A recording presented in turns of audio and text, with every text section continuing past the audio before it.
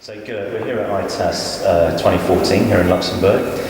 You're now both based down in Hong Kong. Yes.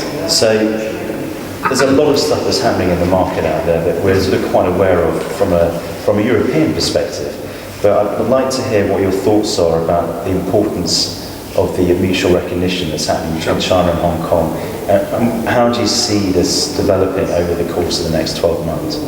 That's a very interesting question. I think a lot of people are looking at how that's going to play out, specifically looking back over the past 6 to 12 months when this was first kicked off. I think a lot of thought has gone into how this might play out. What products are going to be eligible? Is there going to be a quota system? And obviously, I think also distribution will play a big role. And when we talk about distribution, we automatically always link that to operational details. So at the moment, looking at the next 12 months, I would say that we're very close. I read this morning that basically everything has been completed, all the regulators are in agreement, and the only remaining step is now for this to be approved at the legislative level in China. So I think the announcement is now, I think painfully imminent was the word that was used in the article.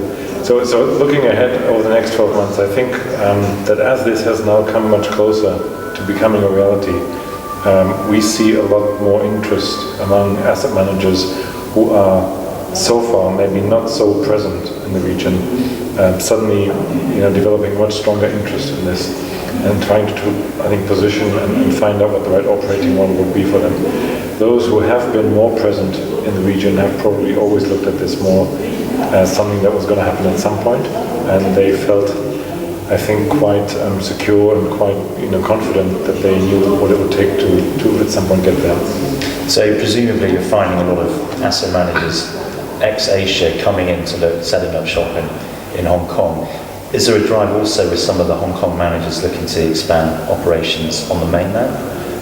Yes, absolutely. I think a lot of the Hong Kong managers who often are also linked to some of the, let's say, mainland Chinese asset managers, realistically, I think those are going to be pretty much at the forefront, or let's say what we call in the first batch of funds that are going to be authorized for distribution in China. Let's say, non-Chinese or the non-Hong Kong asset managers who are looking to set up shop are obviously quite keen to find out what it will take as a minimum requirement. I think substance from Europe comes to mind as a concept.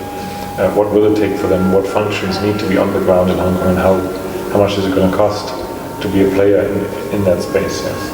And do you find, obviously Shanghai, Beijing on the mainland for being traditional centres, are there other regional hubs that are opening up within China that you're noticing from Hong Kong?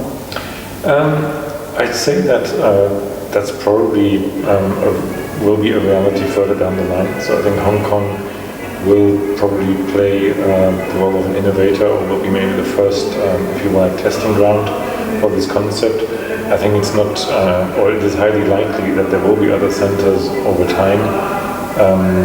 And I think that's also aligned with what China has done in other industries and other areas of its economic development, where they have adopted a similar approach, I think. Yeah, thank you very much. Very welcome. Thank you.